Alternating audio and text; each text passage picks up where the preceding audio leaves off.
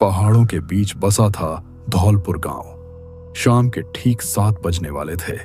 तभी गांव के हर कोने से एक अजीब सी घंटी की आवाज गूंज उठी। ये कोई साधारण आवाज नहीं थी, क्योंकि धौलपुर में जब ये घंटी बजती है, रात कभी सामान्य नहीं रहती, और जो उस आवाज को नजरअंदाज कर देता है, वह अगली सुबह किसी को दिखाई नहीं देता। सुनो, सब लोग सुनो, 7 बजने में अब ज्यादा वक्त नहीं है। जो जहां है वहीं से सीधे अपने घर चला जाए। ये कोई खेल नहीं है। खिड़की दरवाजे बंद करो और कोई भी बाहर मत रहना। 7 बजते ही जो बाहर मिला, उसकी जिम्मेदारी कोई नहीं लेगा। उधर मुखिया अमर सिंह अपने आदमी को फोन लगाता है। चंदू, सुन रहा है ना? तूने सबको बता दिया है या नहीं? हाँ मुखिया जी, मैंने घंटी बजा दी है। ज्यादातर लोग अपने घरों में जा चुके हैं। बस 2-4 बच्चे हैं मुखिया जी, जो अभी रास्ते में हैं, अपने घरों की तरफ ही जा रहे हैं। ज्यादातर का क्या मतलब है? कोई बाहर तो नहीं रह गया? चंदू, तू जानता है ना 7 बजे के बाद इस गांव में क्या होता है? हाँ मुखिया जी, सब जानता हूं। तो फिर देर मत कर, फौरन उन बच्चों को घर भिजवा। 7 बजने से पहले एक भी इंसान बाहर नहीं दिखना चाहिए। समझ गया मुखिया जी, अभी भेजता हूं, अभी। बिटिया रोशनी, तुमने घर के बाहर हल्दी की लकीर बना दी है ना? हाँ पिताजी, मैंने बना दी है।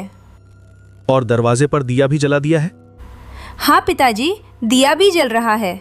अच्छा, सारे पर्दे बंद कर दिए हैं ना? खिड़की कहीं से खुली नहीं रहनी चाहिए। जी पिताजी, अभी बंद कर देती हूँ। पिताजी, हम ये सब रोज क्यों करते हैं? हल्दी की लकीर, दिया, पर्दे, आखिर किससे बचने के लिए? बिटिया, ये सब हमारी सुरक्षा के लिए है। कुछ बातें समझाई नहीं जाती, बस निभाई जाती हैं।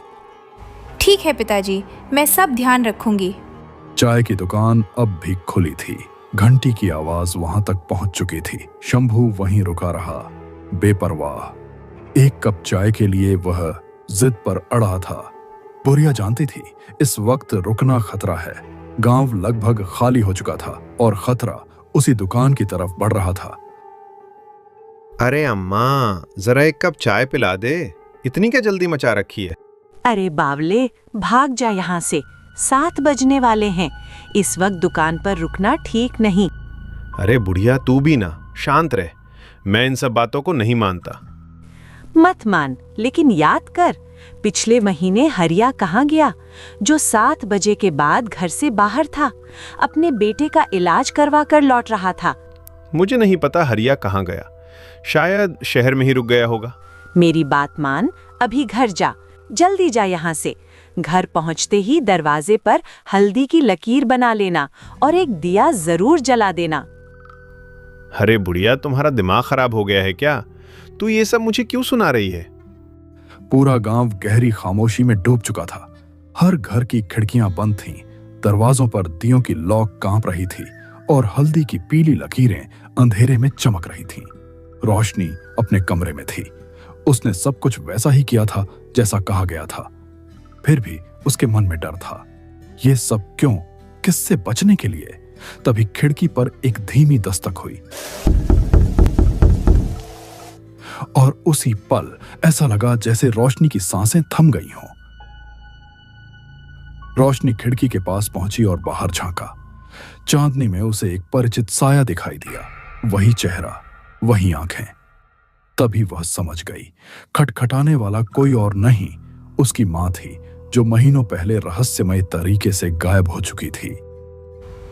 माँ, आप इतनी रात में बाहर क्यों खड़ी हो?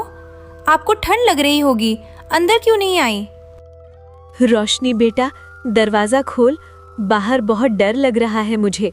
ठंड से पूरा शरीर कांप रहा है मेरा बेटा। मुझे बहुत ठंड लग रही है। मैं यहाँ अकेली खड़ी हूँ। जल्दी दरवाजा खोल दे रोशनी। अपनी माँ को बाहर मत छोड़। बस एक बार दरवाजा खोल दे बेटा। माँ, आप इतने दिनों से कहाँ थी?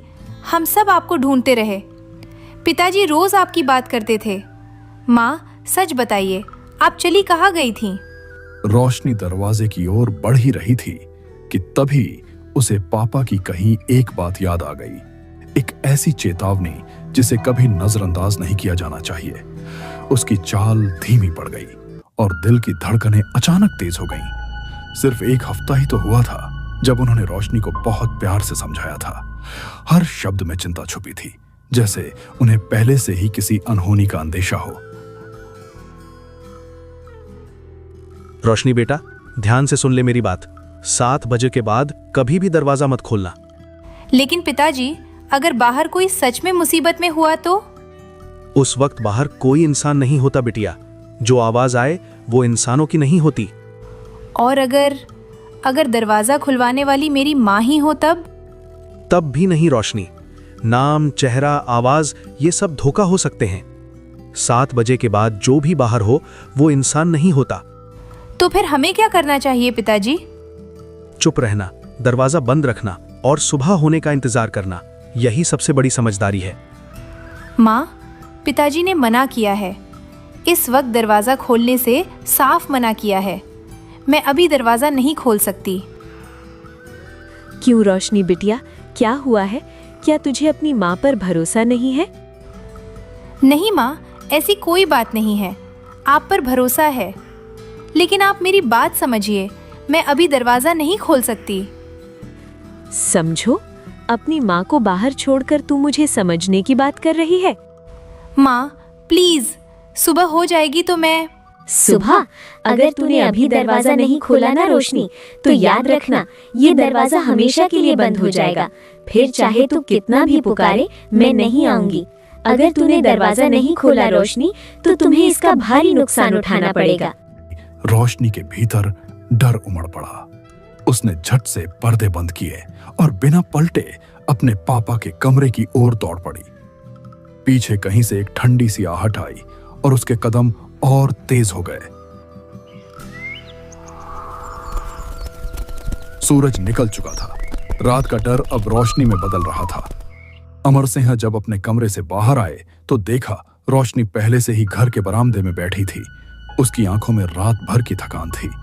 अमर सिंह को सामने देखते ही रोशनी ने चुपचाप सिर उठाया और उसने कहा, पिताजी, कल रात कोई आई थी, दरवाजे पर खड़ी थी, बार बार दरवाजा खोलने को कह रही थी। मैंने नहीं खोला, लेकिन उसकी आवाज, उसका चेहरा, सब कुछ माँ जैसा ही था। बिटिया, वो तुम्हारी माँ नहीं थी। जो तुमने देखा और सुना वो सिर्फ एक भ्रम था। लेकिन पिताजी, मुझे यकीन था वह बिल्कुल माँ जैसी ही लग रही थी। इसीलिए तो मैं कह रहा हूं रोशनी, अब बातें काफी हो चुकी हैं। तो मेरे साथ चल, आज मैं तुम्हें कुछ दिखाना चाहता हूं ताकि तुम्हें सब समझ आ जाए। दोनों गांव की सीमा पार करते हुए एक पुराने कुएं के पास आकर रुक गए। वह कुआं इतना प्राचीन था कि उसे देखते ही एहसास हो जाता था यह जगह साधारण नहीं है। उसकी टूटी हुई मुंडेर, काय जमी दीवारें और गहराई से उठती ठंडी हवा किसी छिपे खतरे की गवाही दे रही थी। ऐसा प्रतीत होता था मानो उस कुएं की अथाह गहराइयों में न जाने कितने अनकहे राज दफन हो। इतनी गहराई की किसी इंसान की नजर वहां तक पहुंचना लगभग असंभव था। बस उसमें झांकने भर से ही दिल में एक अनजाना डर और रहस्यमयी सिहरन जाग उठती थी। ऐसा लगता था जैसे वह कुआं सिर्फ पानी नहीं समेटे हुए है, बल्कि अपने भीतर कोई भयानक सच छुपाए बैठा है। एक ऐसा सच जिसे देख लेने के बाद शायद कोई इंसान पहले जैसा न रह सके। पिताजी, ये कुआं इतना डरावना क्यों लग रहा है? रोशनी बेटा, आज जो कुछ भी इस गांव में हो रहा है ना, उसकी जड़ यही कुआं है। कैसे पिताजी? 50 साल पहले यहां एक आदमी रहता था, बिरजू। वो जमींदार के यहां मजदूरी करता था। एक दिन उसने जमींदार की गलत बात मानने से मना कर दिया। फिर क्या हुआ? गुस्से में जमींदार ने पूरे गांव से उसका पानी बंद करवा दिया। डर के मारे किसी ने उसकी मदद नहीं की। बिरजू भूख और प्यास से तड़पता रहा और एक दिन मर गया। और गांव वालों ने कुछ नहीं किया? वो और उसका बच्चा जिंदा थे। बच्चे की तबीयत बिगड़ गई। उस औरत ने पूरे गांव से मदद मांगी, लेकिन किसी ने एक रोटी तक नहीं दी। हे भगवान! और उसकी पत्नी? तो बच्चा भी? हाँ बेटा, बच्चा भी।